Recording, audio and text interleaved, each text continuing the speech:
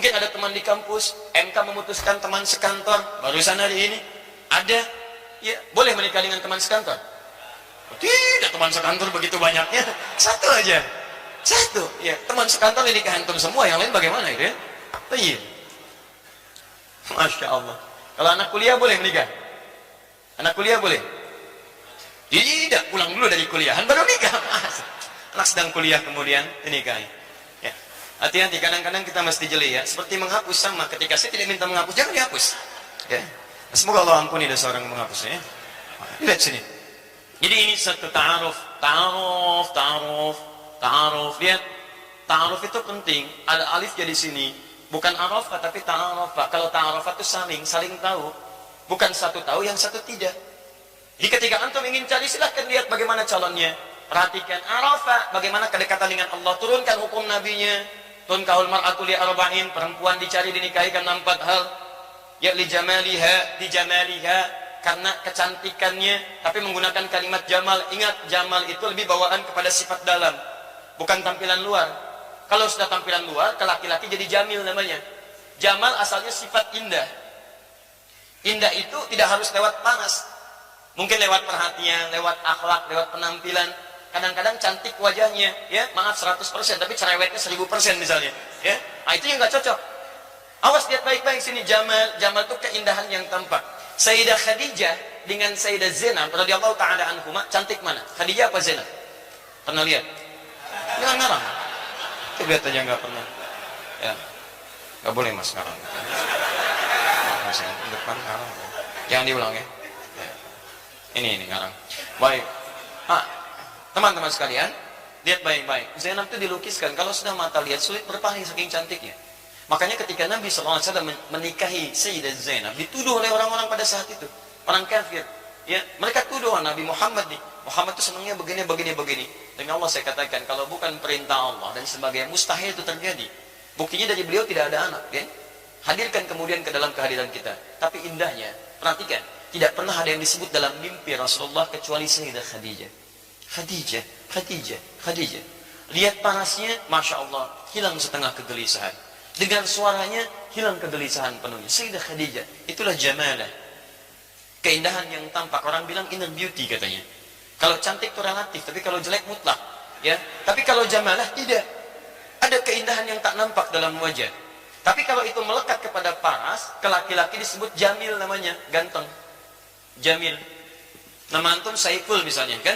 Antum punya sifat ini. Maka Saiful Jamil. Misal contoh, ya. Kalau perempuan tinggal tambah tak di ujungnya, Jamilah. Nama ibu Mulan misalnya, kan? Kemudian tambah Jamilah. Jadi misal Mulan Jamilah. Misal sifatnya ini. Tapi belum tentu punya ini. Pakai alif ya, Pak ya? Pakai alif. Nama antum Jamal pakai alif. Kalau alifnya dibuang, Jamal, unta. Unta jantan.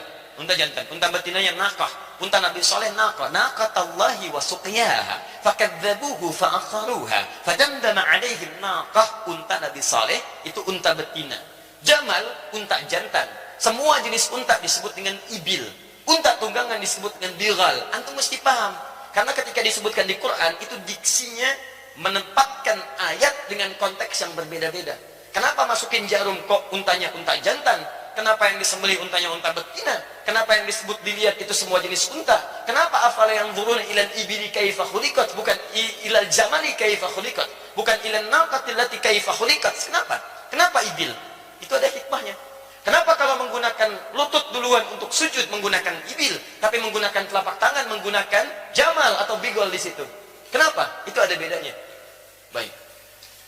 Kembali ke sini. Nah, ini teman-teman sekalian, satu, ya maaf saya agak rinci sedikit ya supaya tahapannya bisa dipahami dengan baik. Satu, li jamaliha. Kedua, limaliha. Mal itu ada yang menafsirkan kadar hartanya, ada yang menafsirkan kemampuan mengelola harta suami. Tadi antum merasa pas-pasan.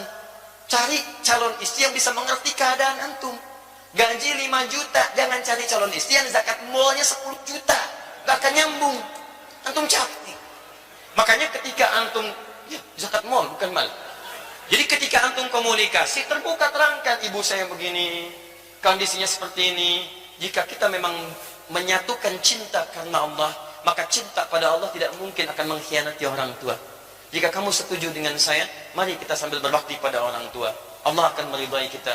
Jika tidak setuju, mungkin kita tidak dipertemukan di dunia ini. Mungkin di akhirat akan lebih baik mendapatkan jodoh yang terbaik dari Allah Subhanahu wa taala. Indah kehidupan.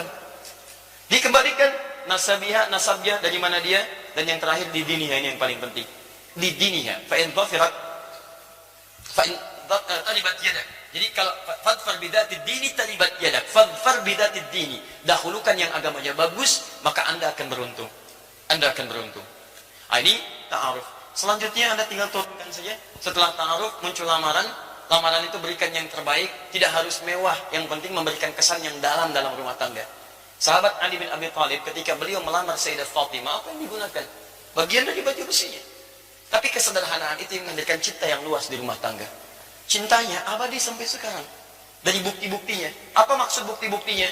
Sampai sekarang kalau antum ke top cafe, seperti saya berikan petanya di pertemuan lalu, antum lihat teman-teman, sebelah kiri ada bagian dari peninggalan-peninggalan pakaian Sayyidah Fatimah. Masih ada sampai sekarang.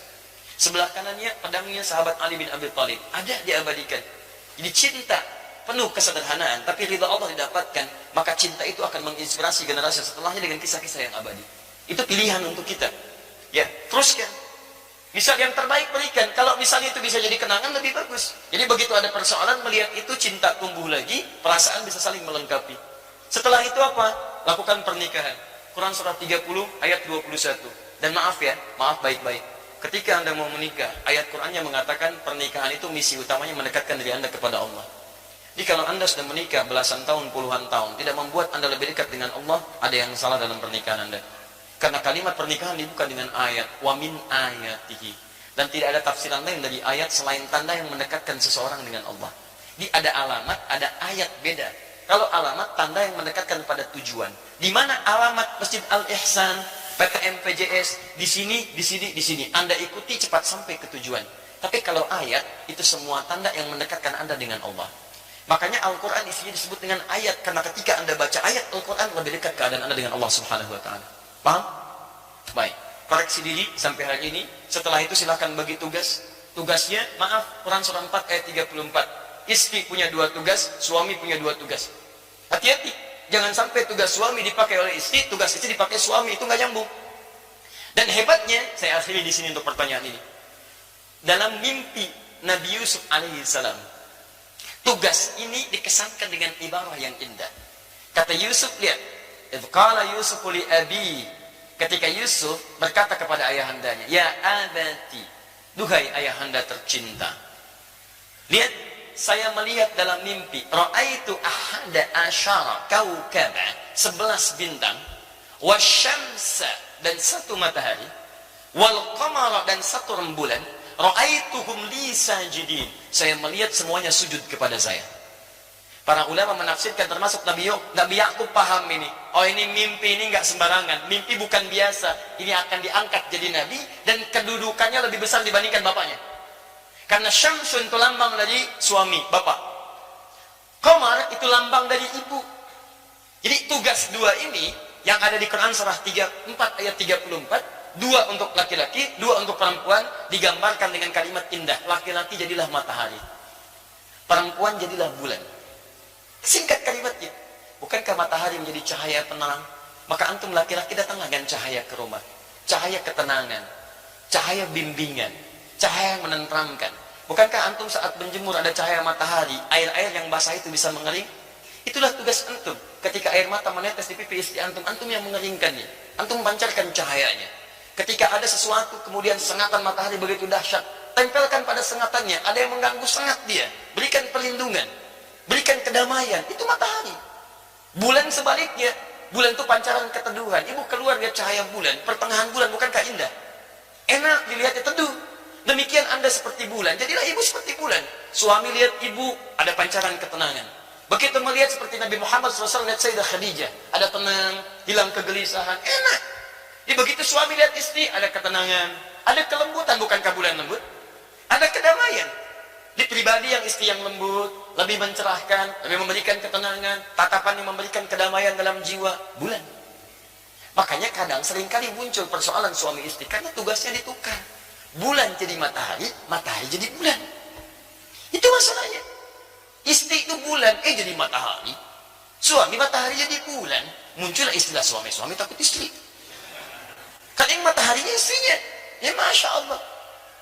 Coba, yang takut kepada istri, sebelah kanan saya. Kata RT, ke kanan semuanya. Tinggal satu di kiri. Masya Allah. Kata RT, Bapak takut, tidak takut pada istri? Tidak Pak, cuman istri saya minta saya ke kiri. Anda bisa bayangkan. Sama situasinya, takut.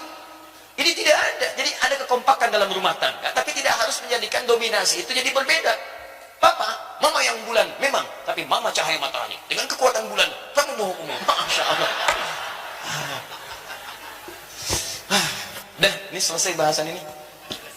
Ya, yang lainnya silakan teruskan. Saya sudah terangkan ini rezeki ada di langit, diturunkan ke bumi. Ini cara mencarinya. Turunkan kalau ingin cepat Quran surah 7 ayat 96. Ingin lebih cepat lagi tadi, yabtaguna fadlan minallah, caranya salat, tunaikan tahajud.